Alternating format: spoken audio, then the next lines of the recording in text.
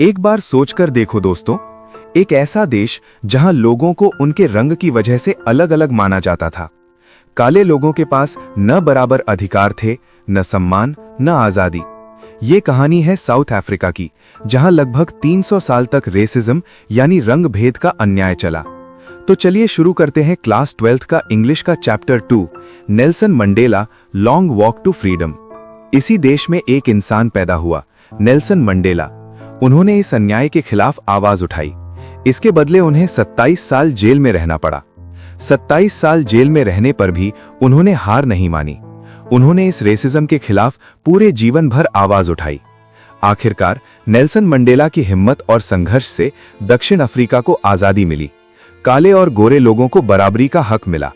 ये कहानी है नेल्सन मंडेला की लंबी संघर्ष भरी यात्रा, लॉन्ग वॉक टू फ्रीडम।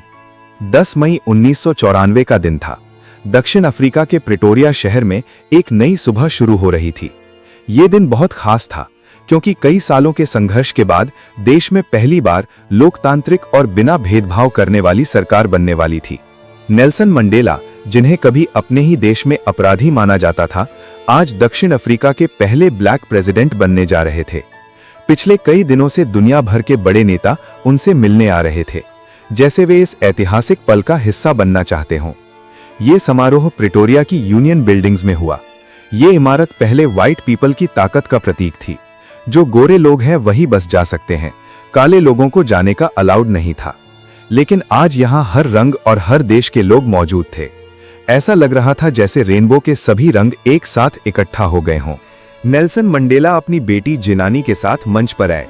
सबसे पहले FW क्लार्क को दूसरे उपराष्ट्रपति और फिर थाबो मबेकी को पहले उपराष्ट्रपति के रूप में शपथ दिलाई गई।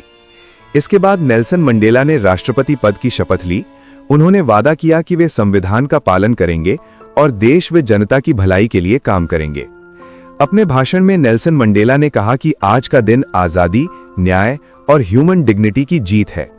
उन्होंने कहा कि अब दक्षिण अफ्रीका के लोग गरीबी, भेदभाव और अन्याय से मुक्त होंगे। अब काले गोरे, अमीर गरीब में फर्क नहीं देखा जाएगा। सभी को एक नजर से सम्मान दिया जाएगा। उन्होंने पूरे विश्वास के साथ कहा कि अब कभी भी इस देश में एक इंसान दूसरे इंसान पर जुल्म नहीं करेगा।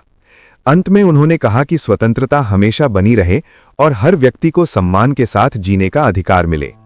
भाषण के थोड़ी देर बाद दक्षिण अफ्रीका के लड़ाकू विमान, हेलीकॉप्टर और सैन्य गाड़ियां एकदम सही क्रम में यूनियन बिल्डिंग्स के ऊपर से गुजरीं। ये सिर्फ ताकत का प्रदर्शन नहीं था, बल्कि ये दिखाने का तरीका था कि सेना अब नई लोकतांत्रिक सरकार के साथ है। इससे पहले सेना और पुलिस के बड़े बड़े अधिकारी, जिन्होंने अपने पुराने मेडल्स और रिबन्स पहन रखे थे, नेल्सन मंडेला को सलामी देते हैं और उनके प्रति वफादारी दिखाते हैं।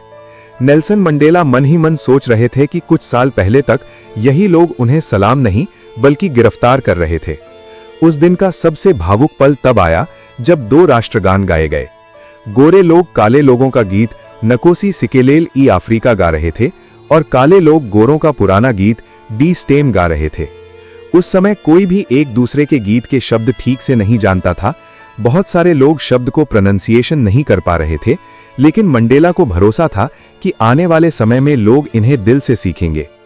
नेल्सन मंडेला कहते हैं कि वे आज़ादी के लिए पैदा नहीं हुए थे। बचपन में उन्हें सब कुछ आज़ाद लगता था, खेलना, दौड़ना, नदी में तैरना, खुले आसमान के नीचे रहना। लेकिन धीरे धीरे उन्हें समझ आया कि ये आज़ादी सिर्फ एक धोखा थी। तभी उनके मन में सच्ची आज़ादी की इच्छा पैदा हुई। पहले एक छात्र के रूप में वे सिर्फ अपने लिए आज़ादी चाहते थे, पढ़ने की, घूमने की। फिर एक युवा के रूप में वे काम करने, शादी करने और अपने सपने पूरे करने की आज़ादी चाहते थे।